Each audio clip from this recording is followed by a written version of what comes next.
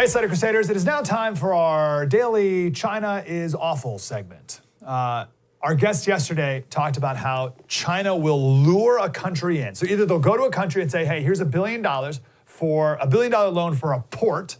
You're welcome, aren't we wonderful? And the country can't service the debt, so then China takes it over and turns it into a military port. Or China brings people in, brings a company in, or brings the MBA in. I'm so grateful that MBA controversy happened. It's such an easy to understand example of what China does. Something we can wrap our head around, right? Like, we understand the MBA. It's harder to explain Sri Lankan ports. But China says, hey, come on in, MBA, tons of money here. Oh, by the way, you also got to fire your general manager of the Rockets because he said something we don't like. And companies just kiss the butt of China. They have. I don't know if they will anymore. This story the other day flew under the radar. Bloomberg News killed investigation, fired reporter, then sought to silence his wife. So 6 years ago, they were doing some story about the wealth of Communist Party leaders, and they shut the whole thing down. The Chinese government shut NPR or shut Bloomberg News down, and Bloomberg News, oh, we don't want to be kicked out of the country. Oh, whatever you say, we'll stop the reporting. And this happens. Every company's been doing this lately, just kissing their butt.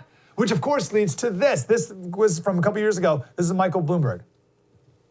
China is doing a lot. Yes, they're still building a bunch of coal-fired power plants. And they're still burning coal. Yes, they are. But they are now moving plants away from the cities. The Communist Party wants to stay in power in China, and they listen to the public. When the public says, I can't breathe the air, Xi Jinping is not a dictator. He has to satisfy his constituents, or he's not going to survive. He's not a dictator?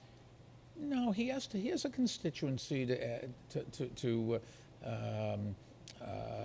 answer to. He doesn't have a vote. He doesn't have a democracy. He doesn't. That he's doesn't not held mean he can accountable by survive voters.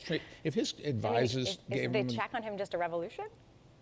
You're not going to have a revolution. Well, no government survives without the will of the majority of its people. Okay.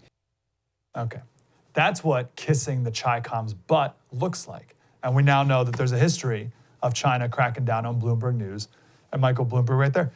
Bloomberg just said that the dictator in China has a constituency. What are you talking about? Well, there's a quote we shared the other day, Ed Lattimore. He said, if someone can't admit they're wrong, then that's not a man you want to do business with. We've talked a lot about being wrong lately. This COVID time has really opened up my eyes to this. You know, Dr. Drew was a good example. He said COVID's just like the flu in the beginning, and then he had to come back and admit that he was wrong about that. And a lot of people think that if you do that, you'll lose credibility. But in my mind, it gave him more credibility. That someone would admit that and say, here's what I'm going to do moving forward to make sure I don't make that mistake or other mistakes, right? Like, that should increase your credibility. One problem we have with China is just our human nature that no one wants to admit they were wrong. And we need people to admit that they were wrong. We had a plan about China. There was a plan, and it was actually kind of a good plan, I think, but it was wrong. This is H.R. McMaster, former National Security Advisor, among other impressive things. He wrote this in The Atlantic. He said, the assumptions that governed the American approach to our relationship with China were these. After being welcomed into the international community and the economic order, come on in, China, we forgive you, everything's great, come on in. It's like starting in the 70s or so. China would play by the rules, open its markets, and privatize its economy. Great. And then as the country became more prosperous, the Chinese government would respect the rights of its people and liberalize politically.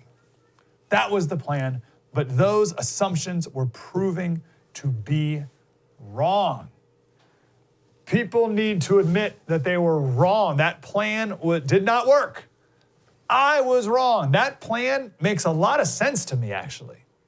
It really does. If someone came to me in the 70s and said, hey, here's the deal. We're going to liberalize them economically. They'll become more prosperous and they'll become more democratic and a part of the, I'd be like, oh yeah, that makes a lot of sense. Didn't work. Didn't work. Slater Crusaders, thanks for watching the first on YouTube. If you want more, like, subscribe. We got plenty.